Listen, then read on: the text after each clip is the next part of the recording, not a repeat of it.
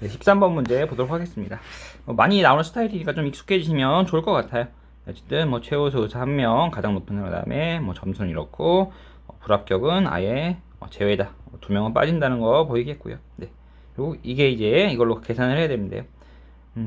이거를 일일이 계산하려고 하면 뭐 안 될 건 없지만요.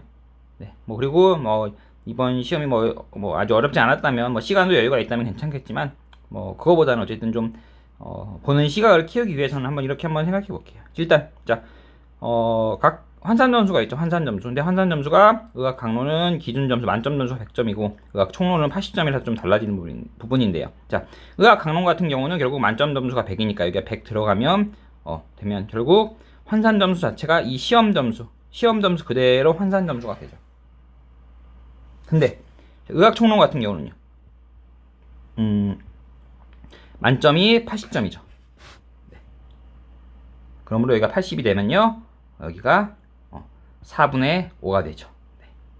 즉 의학 총론의 환산 점수는 시험 점수 곱하기 4분의 5라는 거죠. 네. 즉 이 부분을 다시 해석하면 0.6 곱하기 4분의 5 곱하기 시험 점수라는 거죠.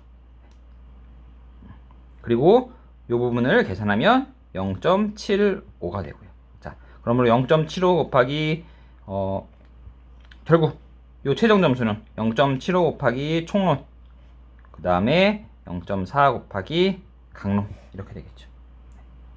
그걸로 가지고 이 세 가지 A, C, D를 비교하면 되겠고요. 이걸 비교할 때도 이 총론, 강론 각각의 점수를 여기 넣을 필요가 없습니다. 물론 넣으면 구해질 수 있죠. 하지만 그게 아니라 어차피 우리가 볼 거는 누가 높은지만 보면 되기 때문에 꼭 그렇게 하지 않아도 된다는 거죠. 자, 일단 A랑 C랑 한번 비교해 볼까요? A랑 C랑 한번 비교해 본다면 A가 의학 총론에서는 8점이 높죠. 네. 총론에서 8점이 높으니까 총론 점수만 따지면 결국 A가 총론에서 6점이 높겠네요. 그렇죠? A가 6점이 높겠네요. 총론에서 A가 8점이 높으니까요. 그 다음에 강론에서는 C가 5점이 높으니까 그럼 강론에서는 C가 2점이 높겠네요. 즉 이걸 합하면 A가 C보다 점수가 크다. 몇 점 차만큼? 4점 차만큼이요. 이걸 구분이 가능하다는 거죠. 그럼 이제 C는 제외할 수 있겠죠. 최우수가 절대 될 수 없으니까요. 그럼 이제 또 A와 D만 한번 비교해보면 되죠. 자, A. 의학 총론에서는 12점 차이니까요. 12점에 77.5면 의학 총론에서는 A가 9점 앞서겠고요. 강론에서는 20점 차인데 0.4면 C가 8점 앞서겠네요. 그러므로 역시 C가 아니라 D죠. 네, 여기서는 D. A가 D보다 높다는 거죠. 이렇게도 구할 수 있다는 겁니다. 우리가 중요한 거는 몇 점인지가 아니라 점수가 누가 더 높냐만 보면 되니까 꼭 점수를 일일이 구하지 않더라도 이런 식으로도 계산이 가능하다는 거죠. 결국 이제 제일 높은 건 A 될 것입니다. 사실 이 문제 자체만 놓고 본다면 뭐 그냥 불합격 제외하고 아까 말씀드린 것처럼 A, C, D 점수 여기다 집어넣어서 계산해도 됩니다. 아주 오래 걸리진 않을 거예요.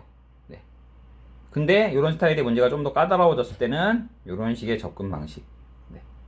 여기서 아예 환산이 돼버리는 거, 환산을 할 수 있는가.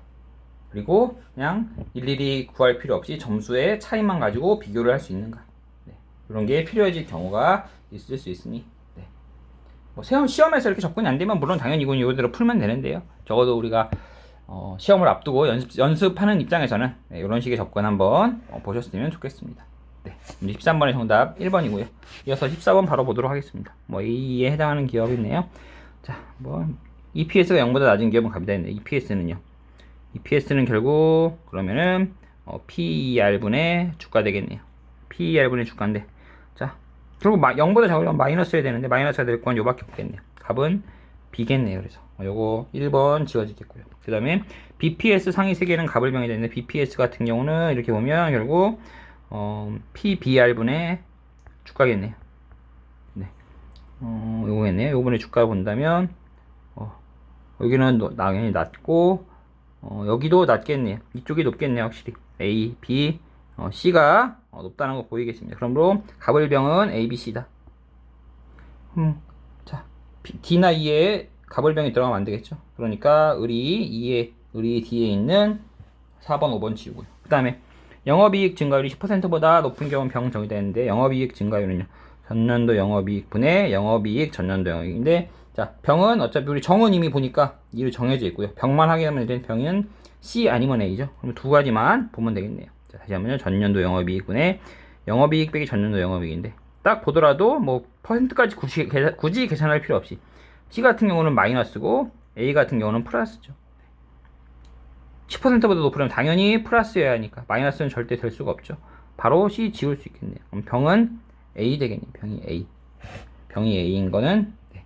그래서 3번 되겠네요. 확실히 첫 시험이라 그런지 네. 전체적으로 좀 까다롭지 않게 나왔는데 비슷한 유형이라도 그게 까다로워지고 계산이 복잡해지면 시간이 더 걸릴 수 있기 때문에 네. 지금 시험 뭐 보면 이 시험을 풀면서 시간 충분하네 할 것이 아니라 어떻게 하면 좀 더 내가 아는 선에서 시간을 줄일 수 있는지 한번 고민해 보시면 좋겠습니다. 네. 문제 13번의 정답 1번, 14번의 정답은 3번이었습니다.